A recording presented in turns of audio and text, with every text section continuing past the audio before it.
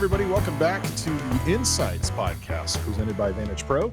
I am Duke, and way over there, there is Van Metchke. Yes. It's mirrored. I should have checked that out beforehand. But the nice thing my is co-host, you can see the actual screen that we're recording now. I can. Well, we're a high quality podcast. Yes, we are. Anyway, and sandwiched in the middle, a good friend, Mr. Matt Lewis. Hey, everybody. Pastor Matt Lewis, I should say. Pastor sure. Matt. The good reverend. The good reverend. Okay, great. I feel old. Well, we're all getting there, my friend. Yeah. Don't remind now me. we're excited to have Matt on the podcast today because Matt goes back a long ways with us. Multiple churches, many roles. Yep. I think when we first met Matt, he was just, and I say just as a 4-letter word, just a worship pastor. And over the years, we've seen him go into executive pastor and not only, and still kind of overseeing a lot of the worship and production, but even to a point where you were building buildings and leading staff and now it's pretty much all your fault, right? As campus pastor of Saddleback, San Juan Capistrano. Currently Saddleback, Rancho, Capistrano, but I'll take Rancho, it. We are in San Juan. Yeah. That's we right. are in San Juan. So yeah. So many things. I've known Matt since, I don't know. It's been a long time.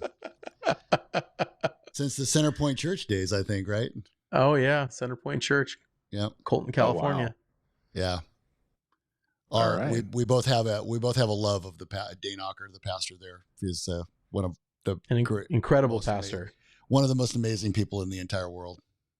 Yeah. So. Yeah, he is. Yep. Well, and that's he doesn't awesome. get shouted out on podcasts much, so we'll shout him out today. Well, if he's not listening, then he's missing out. So. He is. Well, I'm actually going to send him the link because Matt's on. So. Oh, great. Yeah. Great. Well, we always run out of time, so I want to jump right in. Matt, I think I know there's a number of things we could jump in and talk about right away, but I think one of the things that I was just thinking about kind of before we started was, you've kind of come up from being one of the really heavy production guys and being the worship leader to now really being oversight of all the ministry, including worship and production. I think one of the things I'm always really fascinated to hear from senior leaders is like, if I could get just anything out of my production people, my worship people, like, what is that? What are my hopes and dreams out of the team that I have?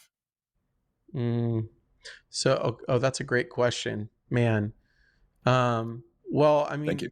I think first and foremost, the thing that I would want them to get, sorry. This is a test of the National Wireless Emergency Alert System. Okay. Fantastical. Okay, great. That was a moment. We were just talking about how dumb FEMA is, and they just...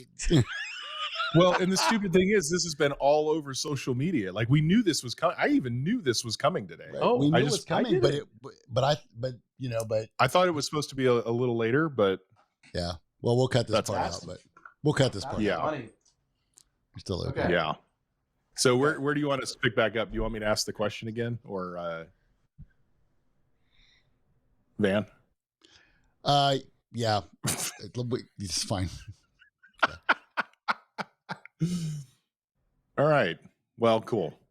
All right. Well, after that, so Matt, one of the questions that I'm always very intrigued to ask lead pastors is just, when you're thinking about your worship team, your worship staff, your production staff, like what are you looking for out of that team, and I guess how can those folks best serve and support you as senior leader? Yeah, that's a great question. So years ago, I heard it was Kent Morris, I think, at a Maranatha Worship Leaders Conference, the OG of tech, right? Pretty much. Yeah, pretty much, right? And I love the way he described it. He said, in the technical role, we're serving two things. We're serving the team, we're serving the Lord. We're serving the house, and we're serving the Lord. And I think that that's like a huge shift.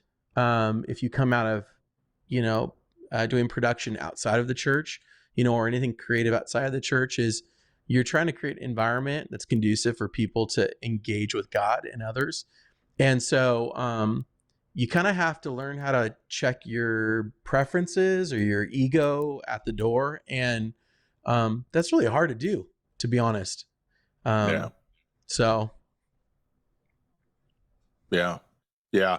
Well, and you've lived through this, right? Through numerous building projects. And I know over the years, you and I and you and Van and you and a lot of people have had conversations about, even, well, I really like this and I kind of want to do this or I want to accomplish this, but it is always tricky, but critical to kind of filter everything you do, especially in a building project through, mhm. what's the win for the house, what's the win for the ministry, Yep. versus I would love to have this, and sometimes those align. Well, Sometimes they totally. And don't. I could, I can recollect those conversations you and I have had. Um, it, and I think that, um, even in those conversations, it ultimately comes down to putting my desires or my preferences, to the side. Even though those things can still influence or direct or inform, at the end of the day, it's not my sound system. It's not my lighting rig, And so it comes back down to what's going to serve the house that you're in, to the best possible. And it's like the trifecta of like budget, preference, and then in today's day and age, availability, what's actually available. You kind of have to like bring all those things Mm, together. So yeah, no, that's legit. That's legit. Yeah, what just personally, like when you think about your staff in particular, because I know a lot of times the production guys, I mean, sometimes we're complicated, sometimes we're opinionated and hard to work with at times. There's a few folks who are just super easy to work with, but as a senior pastor, as a lead pastor at a campus, what give us some perspective on your world. Like, what are you doing on a Sunday? And like, what do you need these people to just show up and do for you? yeah, that's such a good question. Yeah, like the campus pastor thing is super unique, right? Because what you're trying to do in some ways is you're trying to um, accomplish the mission of the church, right? And bring the vision to fruition in this unique context, wherever the campus is. So, with Saddleback, we've got campuses in, Germany, and we've got a campus here, and we got campuses in Southern California, and each one is so unique. And so, the first question, I always try to bring to the foreground for my worship leader and my technical director, the people in the room. That's who you're leading, the people in the room. And so, for us, we um, we ask them to get on the patio, shake hands, Mm, meet people face to face, and break the platform barrier. Get off the platform, go greet people, share a donut with them. And what's unique about the campus piece is, technically, we might not have as much, say, equipment as our broadcast location, but the expectation is to still execute at the same level mm, in that context, in that location. And so that's what we're trying to do. We're trying to execute to the same level so that across every campus there's consistency in what we're delivering.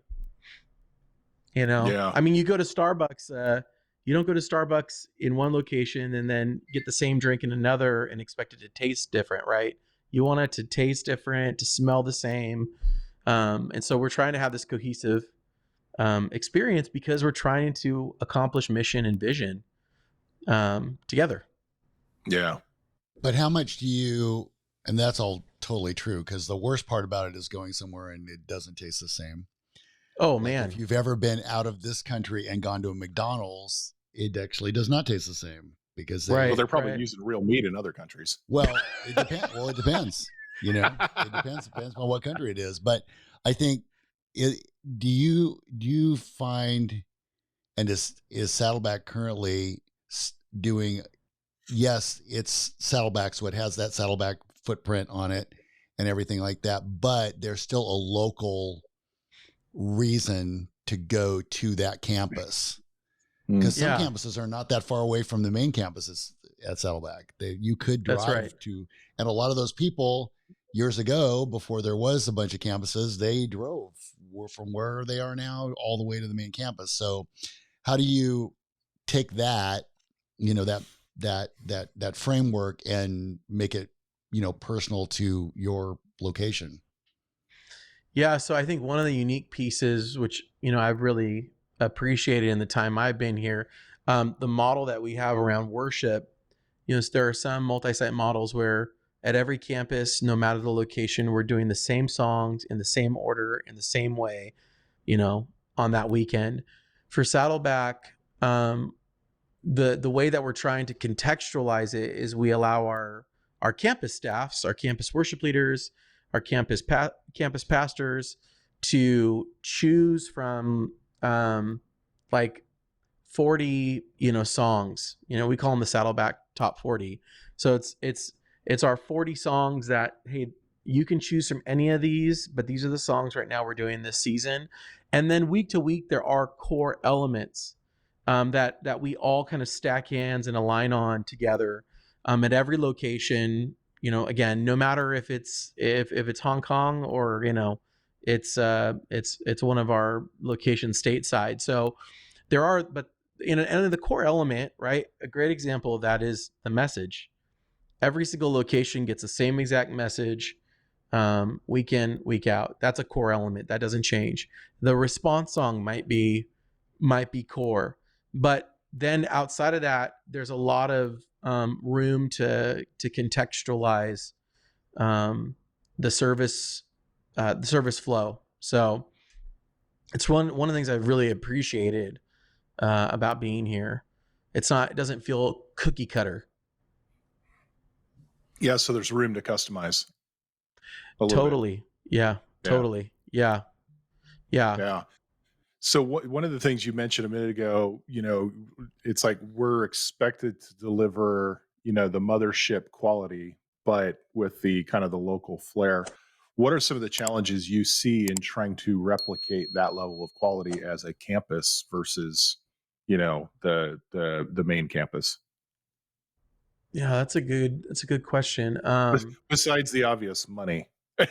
Yeah. I mean, I think, at the end of the day, we're trying to be fiscally responsible, right? Because we're trying to steward, it's not our money, it's the Lord's money, and we're trying to steward it well. And the thing that I've appreciated is, and I think this is so important as in terms of a culture element, is that conversations are being had all the time. So we have a central team that supports our campuses, but we're having, we're number one, we're allowed to have those conversations. We're not just told this is what it is, just deal with it. Nothing's changing. No, I think the culture piece is we always want to be growing. We always want to be getting better at what we're delivering. And so the conversations are around that. Now, in terms of, the speed at which those things, get activated is different, just because there's a lot of needs in an organization this big. I think this is a great example. Here, I'll tell this really brief story.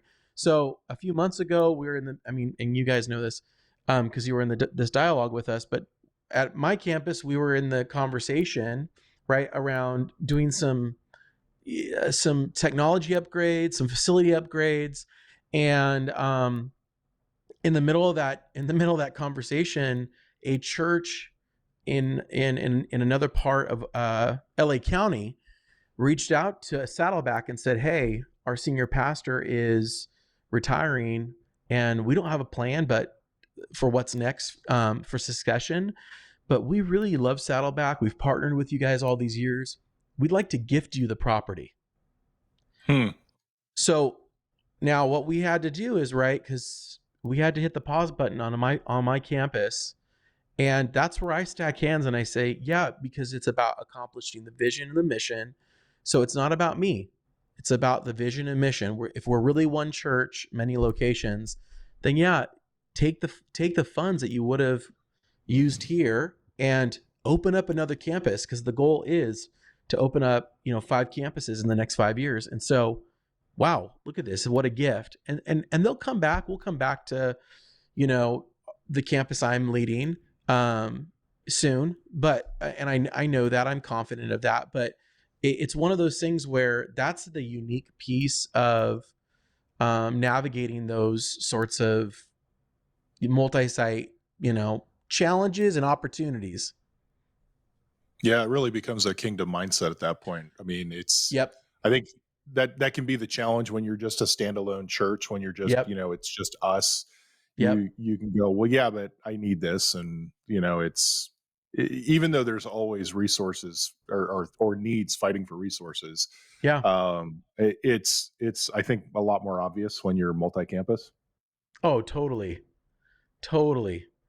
Yeah. I mean, if money grew on trees, I mean, maybe we do everything at once, but it doesn't, and you mean the rumor of Saddleback having its own printing press isn't true?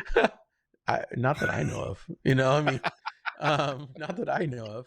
So, it's that, I think, has been the most unique piece of coming on to a large multi-site team is, hey, you're not building this one church in this one location, not connected to anything else. You're very much a part of a family.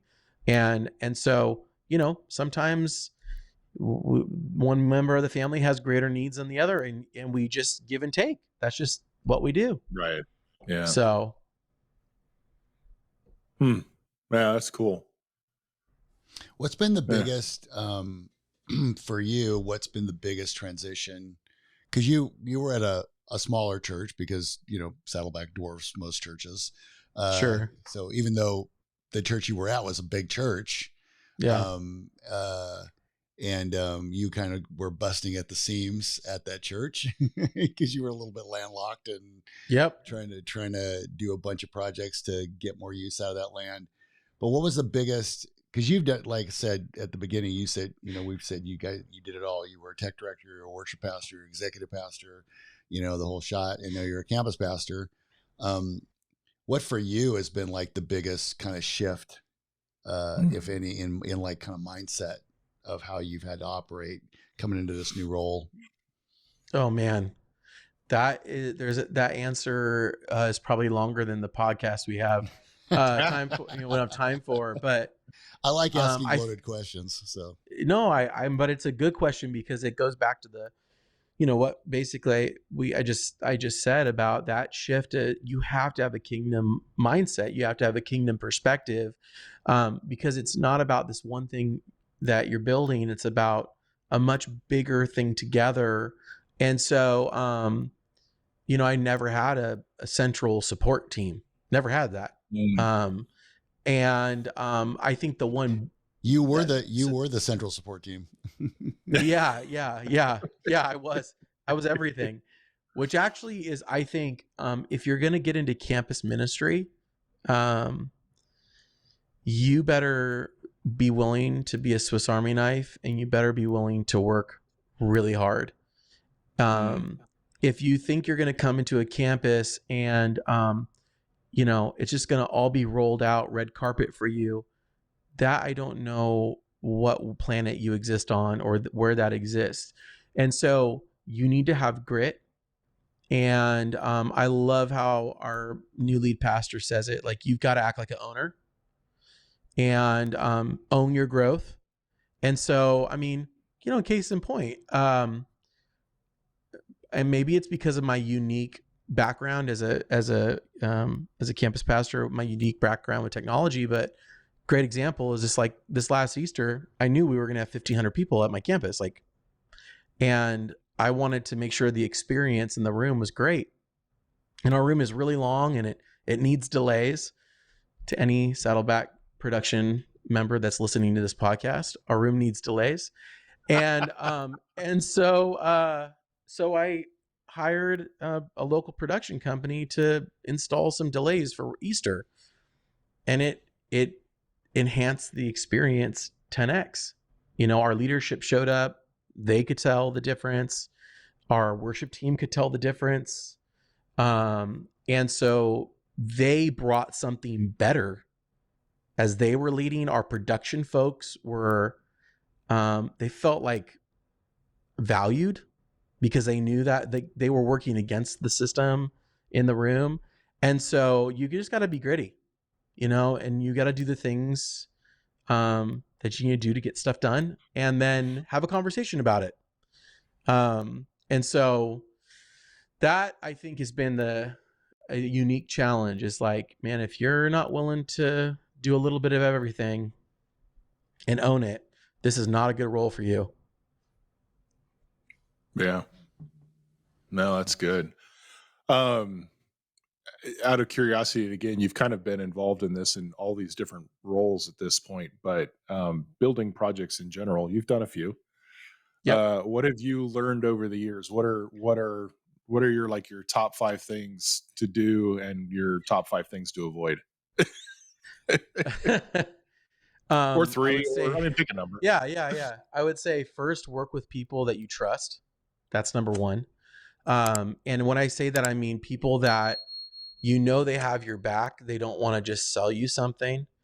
And then the other thing I mean by trust is that you can have hard conversations, on honest conversations in both ways. They can be honest with you. You can be honest with them. And people who actually have, so that's one. And then people who actually have a track record of actually delivering, on time, on budget, quality deliverables. And so those are, like, for me, those are top 2. I would say maybe a third one too is, because at the end of the day, the people you are working with, they're going to make or break the project, and they're going to make or break you. Because you'll get to the end of the project and you'll say, I never want to do that again. Which I don't think I've said that ever. And so, those are like I would say my top 3. The things to really watch out for, are people who have no track record, people who, overpromise and underdeliver, and then I would say that this is a weird one, but like people who don't operate utilizing best practices. So what I mean by that is, I had worked with an architect one time, not because I chose the architect, but because he was chosen for me. And the reason he got the job was he decided to come in after we had already done an RFP and a request for proposal from 5 different architectural firms. He had decided, number one, he showed up late to the RFP. So I was already like not interested. Number 2, he came back 2 months later to have a conversation 1-to-1 with the senior pastor. And just, you know, because out of the goodness of their heart, did some drawings for free. The people don't do that normally. And then lo and behold, what we learned is this gentleman, great heart, one-stop shop, overpromised, underdelivered. You know, and you could just feel it in the project. It was outside of his scope. And so again, that's why I would say, like, determine the scope of your project. And then you've got to get people around you that you can trust that have actually done projects that's to that scale. And if they haven't, that's okay. They just might not be the right, you know, vendor or contractor to engage. And that's fine, you know? So, yeah, I don't know if that's helpful, but those are kind of some of the things that I've picked up along the way. Well, I always tell people projects are hard. Even when you like the people that you work with. True. Because projects are just hard. They're challenging. There's all kinds of stuff that happens, delays, and, can't get, and all of us, we all went through the last couple of years where construction was just everything. The supply chain for everything was broken. I mean, Right. we did a project last year where they couldn't get doors for the outside of the building. They couldn't get doors. They couldn't get them. And Yep. and I can't remember how long it took them to get doors, but like a year. Felt like a year. It probably wasn't a year, but it felt like that. No, it was. Yeah. It I mean, was. they didn't have doors for the building, And the big crazy. one right now is switch sets for power. We've got buildings that are almost done being built, but there's no power. Yeah. Yeah. Cause they're like, Edison's like out here in California is Edison, Southern California Edison. And they're like, oh yeah, no, that switch that won't be ready for 18 months. So there's no power in the building because the main switch, they can't get it. It's not available. So if you have all those challenges and on the top of that, people are not reliable and you don't like them, you are having struggles with them. Oh man, that project is awful. Yep. So. Yeah. I mean, case in point, I'm a good contractor. You shouldn't really ever have to hear the word change order too much, unless you're making the decisions to change things. But if your architect is really great and your contractor is really great and your subs are really great, then, and if you did all, and here's the other thing to learn, prior planning, it's cheaper in the long run to do all your homework, like in the computer, get it all dialed in, and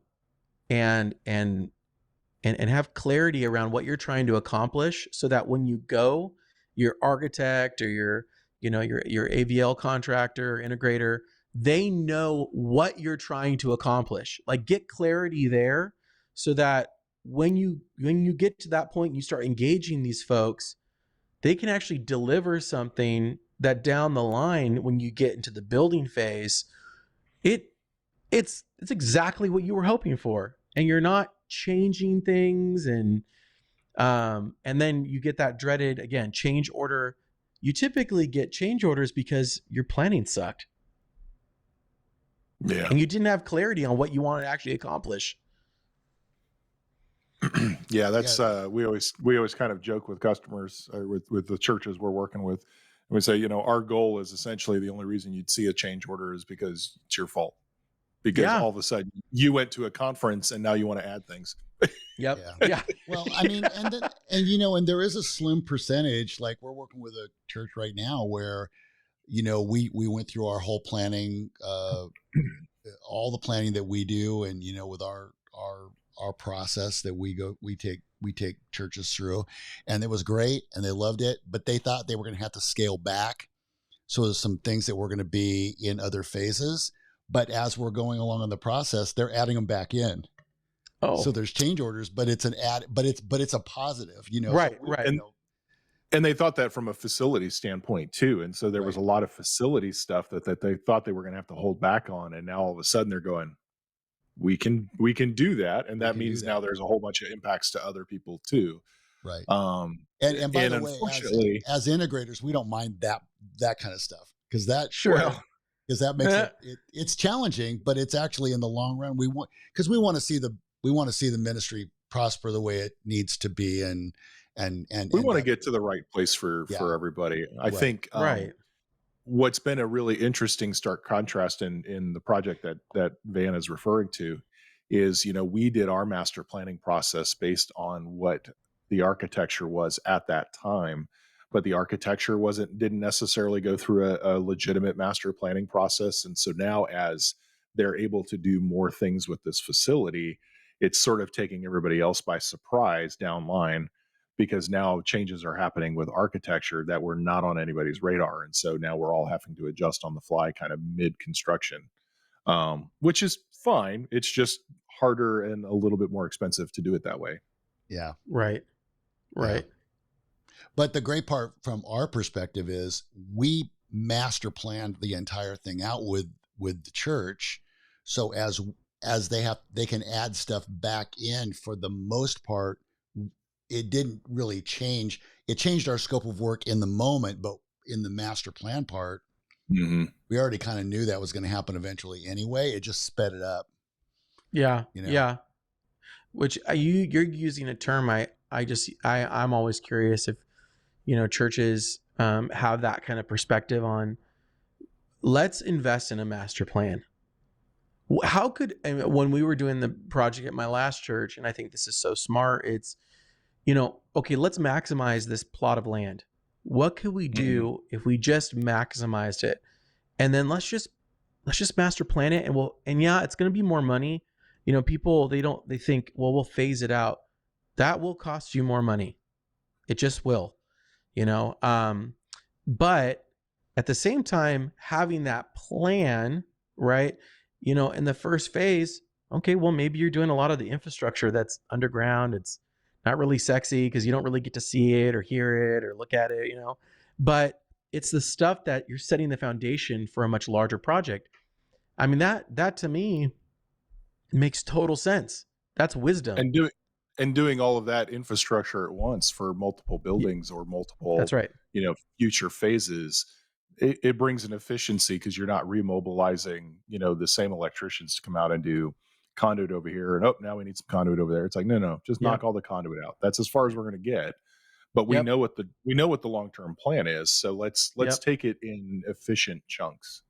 That's right. Yeah. And it is hard for churches to wrap their head around that, because sometimes they're like, well, why are we spending all this money on stuff that's going to go in the ground and behind the walls, and we're not even going to see it? And I think some pastors sometimes are afraid that they're going to ask for all this money and then it's hidden. And then they're going to go, well, what was all that? Did all that money go through? Well, that money we're investing in the future. Right. Right.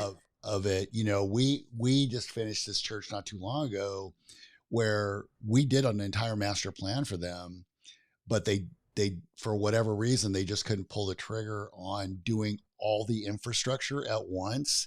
And the minute, literally, I'm not lying, the first Sunday that we inaugurated their first phase, they had people coming up and going, well, why aren't we doing the lighting too? So now the electricians, and we're talking to them right now, have to come back and now install more conduit. And they could have done it all at once, but they just couldn't wrap their head around, let's spend that money.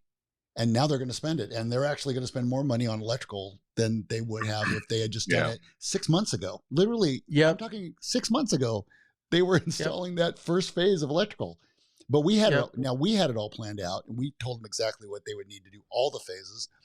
They just couldn't wrap their heads around it enough.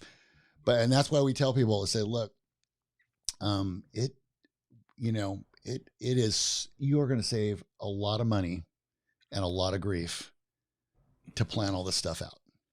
Absolutely. Well, I think the infrastructure conversation, and this is something that I'm starting to tell electricians and board members, especially, more and more, because it's like, well, do you really need conduit just to run, a network cable and an SDI cable to a TV? And it's like, no, today, no. But your conduit is going to save you money. The second wire pull, the third wire pull, the day you need something else to that TV, that conduit will have paid for itself and then some, because you will have saved a little bit of time and energy on the first wire pull. But now when you're pulling that wire back out and replacing it with other wire, there's a pathway. You don't have to open up walls to try to feed wire through. And so I'm starting to tell people more and more, conduit is all about your second, third, and fourth wire pulls down the road. It's that's right. going to save you time and money then, just like it is now. And it's been my experience.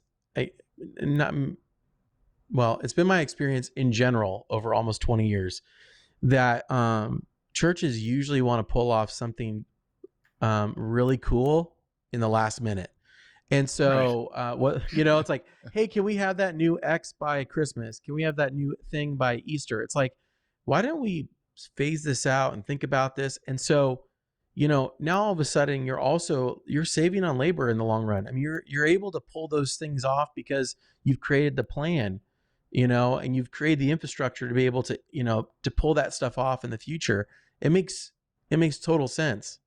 But and I don't know why we keep on oh, I mean, yeah, I don't know why we keep on doing the same things over and over. I think somebody said that like is insane, the definition of insanity or something. So well, we just talked to an organization this last week that they just got a new tech director and they're doing a bunch of projects, and they'd been renting video walls for the last 2 years, 3 years, and for all these events. And he came in and goes, we could have bought a video wall with all them like twice. Why didn't you guys just buy a video wall? It doesn't make any sense. And so somebody has to raise their hand at some point and go, let's look at all of the money that you guys have been wasting. You know, I was involved with an organization where I got them to start buying gear because I had them pull all the rental invoices for the last 5 years. I said, let's pull the rental invoices for the last 5 years. They were gobsmacked at how much money they had paid for in rental. And I said, hey, if you would give me 5% of that every year, in 4 years, we'd own everything and you'd never have to rent again. And they were like, what? And I'm like, yeah, you guys you're just wasting money. But that's the role of a good tech director. A good tech director pays for themselves because they do that sort of thing. They're thinking long-term, they're thinking foundational, they're thinking systems and efficiency. And I mean, that's a clear example of a church that probably needed a tech director. I mean, honestly, like, and that I would say is like, if you are a tech director, that's one of my expectations for you is, I don't want to rent stuff, I want to own it unless it's something that we're only going to use once, but. Or it's super high maintenance. I think there's some high maintenance items that it's like we're only going to use it at certain times. But yeah, if you're renting 8 wireless mics, 4, 5, 6 times a year, every year, maybe you should have 8 wireless mics. Right. Yeah. Mm-hmm. Yeah. Yeah. And that's I can't tell you how many organizations that we talk to, that we come across, and they've spent hundreds of thousands of dollars in rentals. And you're like, for a third of that, you could own that, and, you could use it whenever. Well, and I always tell them, if you own it, you can use it whenever you want to. You don't have to plan out. Oh, and then we couldn't get the Yamaha console because that one weekend, no rental companies had it. So we ended up having to get a Behringer that one weekend. And we really needed the Yamaha because of what it does. And that fits with our ecosystem and whatever. And we're like, okay, well, that just doesn't seem like a smart play to hope that rental company is going to have what you need every time you need it. Right. That's right. So there's a case can be made. And I think what Duke said is true. If you're only going to use it one time a year, of course, Yeah. Yeah. Or high maintenance. Again, there's some items that are just really high maintenance.